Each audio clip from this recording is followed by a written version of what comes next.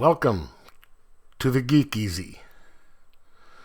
Sit back, grab a libation of your choice, and relax, 'cause it's time to do some geek stuff in the Geek Easy.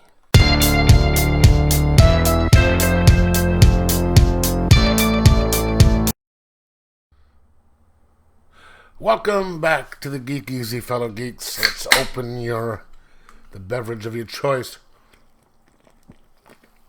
because today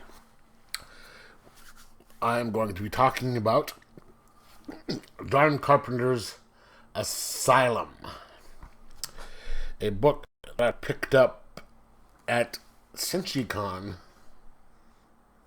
That was yesterday, I guess.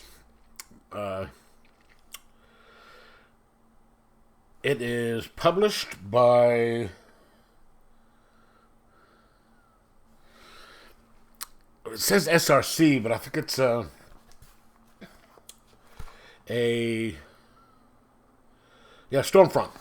Stormfront it's called. Storm King. Storm King. And written by John Carpenter and his wife.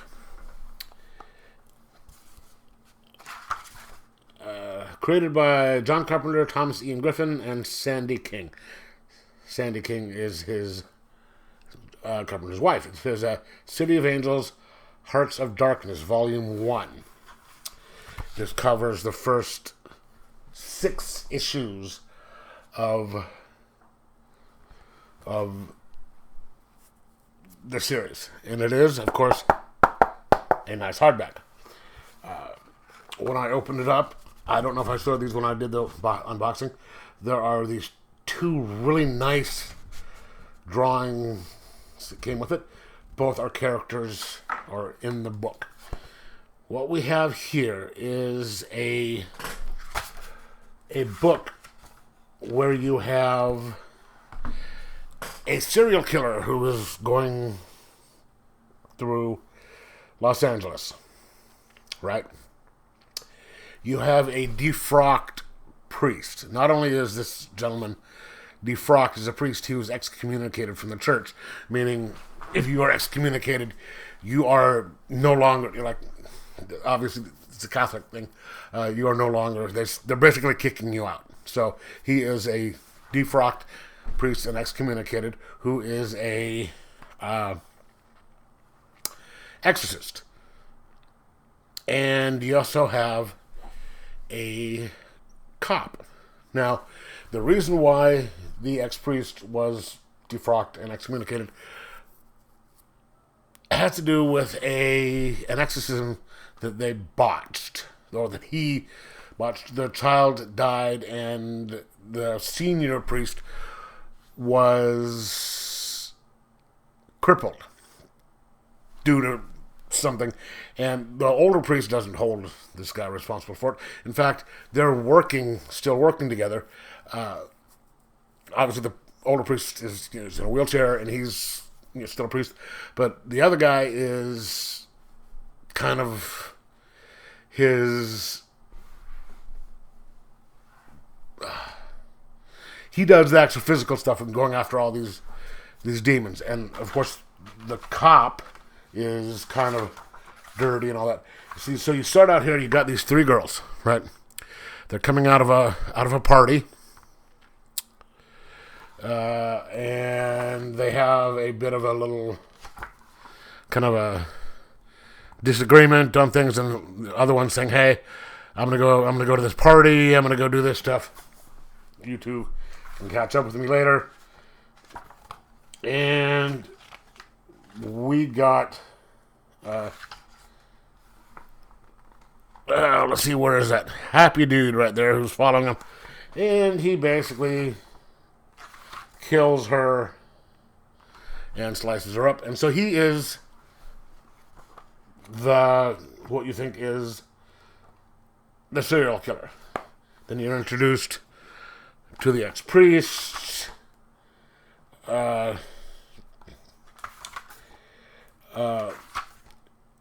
see, here's the what happens to her? They've just got her, treated her real nice.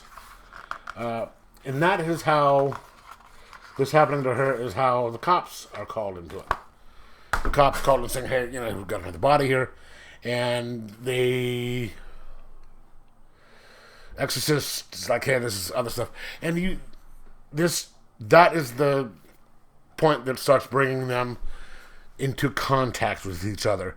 Of course, the cop doesn't believe the shit that's going on because of all the, the devil who is supposedly taken over, or the demon who has taken over the people who are doing the serial killing, and the exorcist is trying to convince the cop that, yes, this is actually real,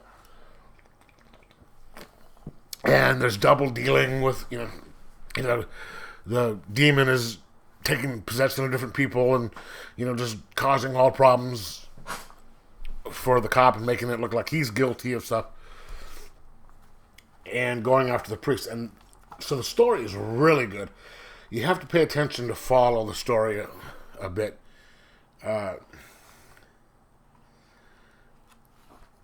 And you just have, a really good story, but you also have some incredible art that goes along with this. I mean, it's just,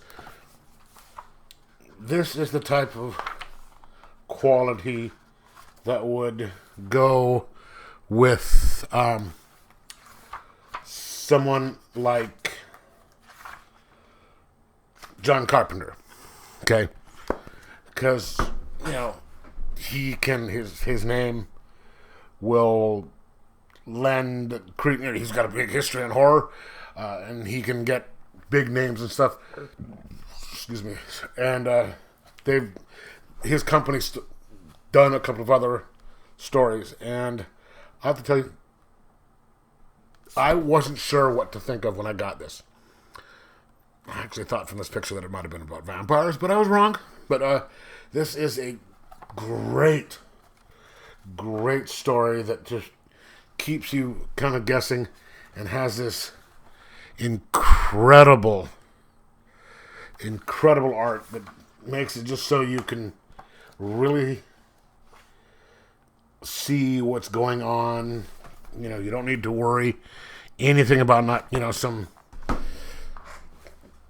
dark images where they're trying to cover stuff up because they can't draw something well or something like that. But it's everything is just incredibly well done. Let me see if I can